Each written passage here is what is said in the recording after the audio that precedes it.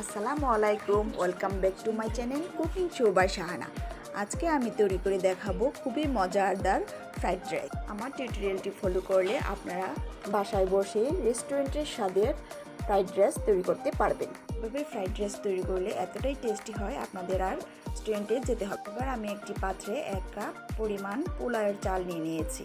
এবার আমি এটাকে ধুয়ে পানি ঝরিয়ে নেব। দেখতে পাচ্ছেন আমি এটাকে ভালো করে ধুয়ে পানি ঝরিয়ে নিয়েছি। এবার আমি একটি হাঁড়িতে পানি বলক উঠিয়ে নিয়েছি।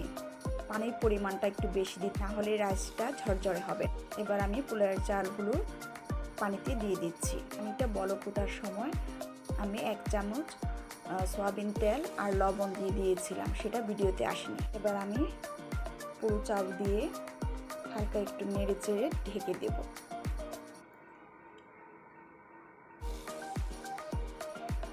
ঢাকনাটা আমি আবার নাড়াচাড়া করে দেখব চালটা ফুটেছে কিনা।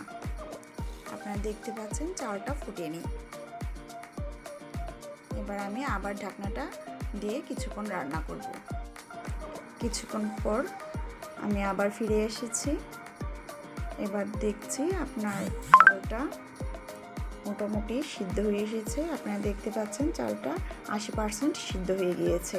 মাঝখানটুকু একটু শক্ত আছে, সাইডগুলো হয়ে গিয়েছে। এভাবে আমি পানি ঝরানোর জন্য একটা চালনিতে নিয়ে নিয়েছি আর কাঁটা চামচের সাহায্যে ওগুলাকে ছড়িয়ে দিচ্ছি যেন তাড়াতাড়ি ঠান্ডা হয়ে যায়। ঠান্ডা হওয়ার পর আমি ফ্রিজে 2 ঘন্টার জন্য রেখে দিয়েছি। ফ্রিজ থেকে নামিয়ে আমি কন্টেনারটা একটু ঝাঁকিয়ে নিয়েছি যেন ঝরঝর। এবার 2টো ডিমের মধ্যে আমি চিমটি লবণ, 1 চিমটি গোলমরিচ দিয়ে ভালো করে ফেটিয়ে নেব। তারপর 2 চামচ সয়াবিন তেল দিয়ে এতে ডিমটা দিয়ে ভালো করে নাড়াচাড়া করব যেন কোনোভাবেই ডিমটা জমাট না বাঁধে। আমার ডিমটা ভাজা হয়ে গিয়েছে। আমি এখন একটি প্লেটে উঠিয়ে নেব। এবার সেই প্যানে আমি 2 চা চামচ সয়াবিন তেল দিয়ে দিয়েছি আর দিয়ে দিয়েছি 1.5 চামচের মতো বাটারটা দিলে ফ্রাইড রাইসের স্মেলটা অনেক সুন্দর আসে। আপনি এর পরিবর্তে ঘিও ব্যবহার করতে পারেন।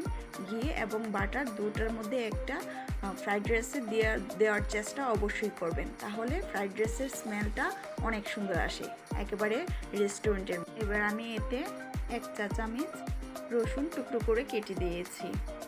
রসুনটা এখন নাড়াচাড়া করে হালকা লাল হয়ে আসলে আমি এতে সবজি দিয়ে দেব। আপনারা দেখতে পাচ্ছেন আমার রসুনটা প্রায় লাল হয়ে এসেছে। এখন আমি এতে গাজর কেটে দিয়েছি, 1 কাপ গাজর দিয়ে দিচ্ছি। গাজরটা সিদ্ধ হতে একটু টাইম লাগে, সেজন্য আমি গাজরটা আগে দিয়ে দিয়েছি।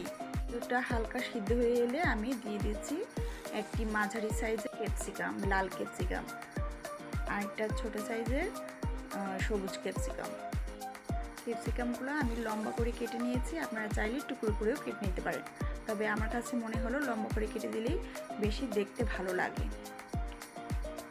এবার আমি এতে অল্প একটু লবণ দিয়ে দেব। যেহেতু আমি এটাতে সয়া সস ব্যবহার করব, সেজন্য আমি লবণের পরিমাণটা অল্প অল্প করে দেব।